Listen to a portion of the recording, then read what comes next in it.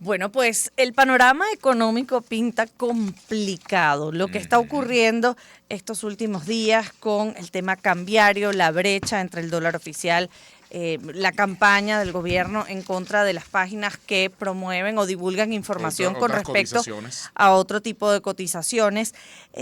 Y la noticia o el anuncio de en boca de algunos funcionarios del gobierno, específicamente el diputado Ramón Lobo, presidente de la Subcomisión de Finanzas de la Asamblea Nacional, sugiriendo el regreso de los llamados precios acordados. Todo eso es el cóctel del escenario económico que vamos a estar analizando con nuestros invitados. Omar Lugo, periodista especializado en economía, corresponsal internacional, está con nosotros vía Zoom, y también José Miguel Uzcategui, economista, asesor financiero y profesor universitario. Bienvenidos ambos, es un gusto conversar con ustedes. Saludos a ambos. Gracias, buenas tardes Lila, buenas tardes Vladimir, un gusto conversar con ustedes y sobre todo con los oyentes que están tan Sí. atentos a estos temas que golpean el órgano más vulnerable del ser humano, El que bolsillo. es el bolsillo. Sí, señor. Omar, en principio, sobre esto último, la posibilidad de que regrese aquel llamado control de precios, que eventualmente se llamó después precios acordados. ¿Hay información concreta? Esto es algo que ya salió publicado en Gaceta. ¿De qué rubros se estaría hablando? Bueno, yo entiendo que no ha salido en Gaceta y que se espera salga de un momento a otro, pero además del diputado Lobo, la propia vicepresidenta Delcy Rodríguez, que además es la responsable máxima de la economía, según entiendo, después de Nicolás Maduro, ha dicho que se había sentado a negociar con empresarios para bajar los precios de algunos rubros como la carne, etcétera. Ahora, es que esto se parece a esa saga de Hollywood, cuando el villano lo vencen y lo dejan encerrado en un armario. Tú sabes que en la próxima película va a salir del armario y va a conversar otra vez o va a comenzar otra vez con sus fechorías. Así pasa con los controles. En realidad nunca han sido eliminados del todo porque está en el ADN de la forma de gerencia El pública villano o el del lobo. gobierno que tenemos. El villano o el lobo, diría yo, Omar, ¿no? El lobo en este caso. En este caso, sí. Bueno, Omar Ahora, los Lugo. controles nunca han sido efectivos en ninguna economía, en ninguna parte del mundo. Eso desde la época del Imperio Romano, pasando por los países del bloque socialista, la Unión Soviética, hasta las economías de América Latina durante las grandes crisis de los 80, de los 90, de los 70. Y en Venezuela se ha probado que no han dado resultados los controles porque generan otra serie de distorsiones. Ahora, Pero Omar, bueno, Omar, sí. pero ¿qué ocurre? ¿Cuál es la solución a esto? Soltar las amarras del mercado, como decían los neoliberales de antes, dejar que, Bueno, no que la necesariamente, economía se porque regule sola. ¿Qué hacer? ¿Qué puede hacer el la Estado en gente, medio de una economía donde el salario vale nada? O sea, ¿cómo proteger a los más claro, débiles pero frente a eso? Que es el la gran gente dilema, tiende a ¿no? irse a los extremos, ese es el problema, no busca los términos medios, pero es cualquiera de nosotros que está hablando o escuchando puede constatar si cuando estaban todos esos controles vigentes, la situación era mejor o peor que la actual. Sí. Yo me pregunto, cuando había todas esas colas de 4 horas para comprar una mayonesa o cualquier otra cosa básica, había controles plenos. Y cuando había 4 tipos de cambio, una brecha mayor todavía entre el paralelo y el oficial, también había controles de cambio más rígidos. En fin, yo creo que la discusión, esa se la dejamos a los economistas y a los políticos. Pero bueno, Joher, tu productor, me decía que qué hacer en estas circunstancias, qué hace la gente común, gente como uno, en un país donde las crisis se superponen una tras otra y parece que nunca van a terminar. Fíjate que el dólar oficial, el del Banco Central de Venezuela, acumula un alza, por aquí la tengo anotada, 87% ha aumentado el valor del dólar desde enero hasta Sí, ahora. señor. Y la devaluación de la moneda venezolana es de 62% en lo que va de año. Solamente por allí, en un país dolarizado, una dolarización imperfecta, donde la gente gana en bolívares, pero todo se tasa en dólares, tienes un impacto directo en la vida cotidiana de las personas, porque hay una correa de transmisión directa entre la devaluación y los precios, Omar, la inflación, que se proyecta sobre Omar, 200%. Sí, Vladimir. también nos acompaña en línea el doctor José Miguel Euskadi, economista, profesor universitario. Los tres nos conocemos entre los tres hace muchos años. Y José Miguel, ¿cómo estás, José Miguel? Bienvenido. Bienvenido. Hola, Y profesor hola. Uzcategui, me encantaría que comenzara explorando cuáles son esos grises que quizás la gente no necesariamente ve, que pueden ser una posibilidad en un momento tan complicado desde el punto de vista económico. Sí, bueno, muchas gracias por la invitación. Creo que este tema es bien interesante porque denota lo que está pasando, la realidad de incertidumbre, porque la incertidumbre es la palabra de moda, sencillamente. ¿Qué va a pasar?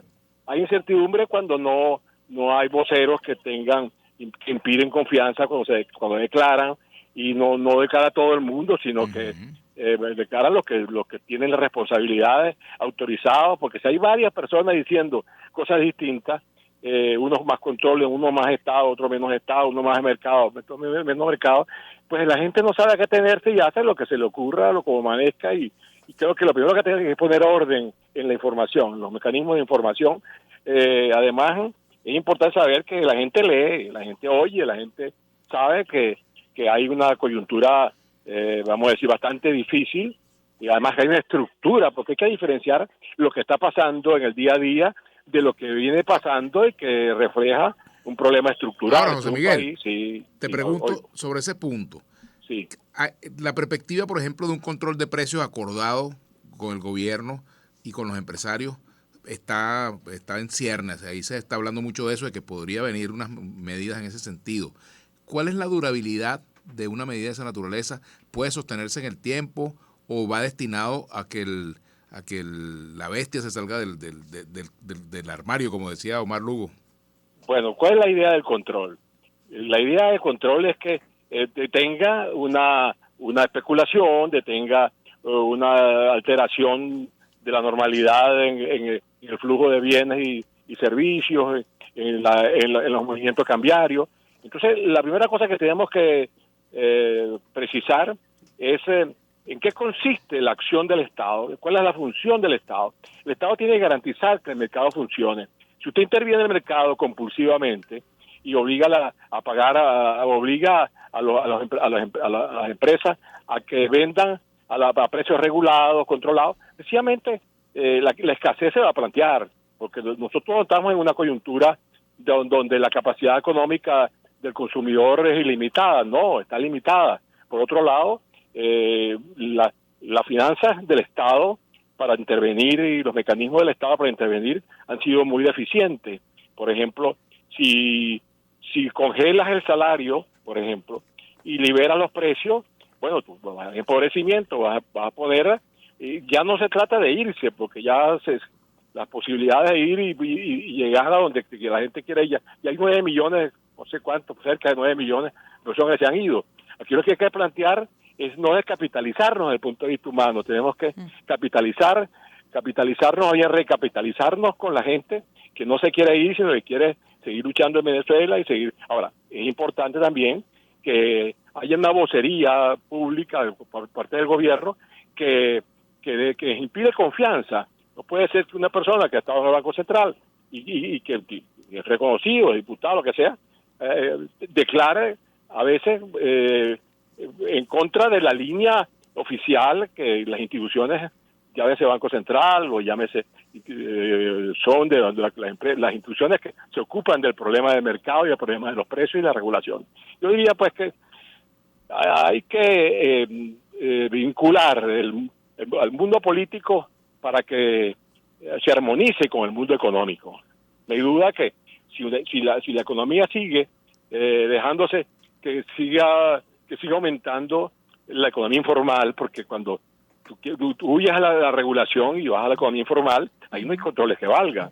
El 60% de la economía es informal, o sea que eso ni paga impuestos, ni admite regulaciones, sencillamente tiene la capacidad para vender o no vender, y de lo que se trata es que armonicemos, que las declaraciones de los políticos no puede estar más, de los políticos, vamos a decir que están beligerantes, ¿no? Que opinan sobre la materia, en materia cambiaria, pero en un país que no, hay que propiciar una estabilidad cambiaria. Ahora, no hay duda que eso es un proceso lento, eso no es un proceso rápido.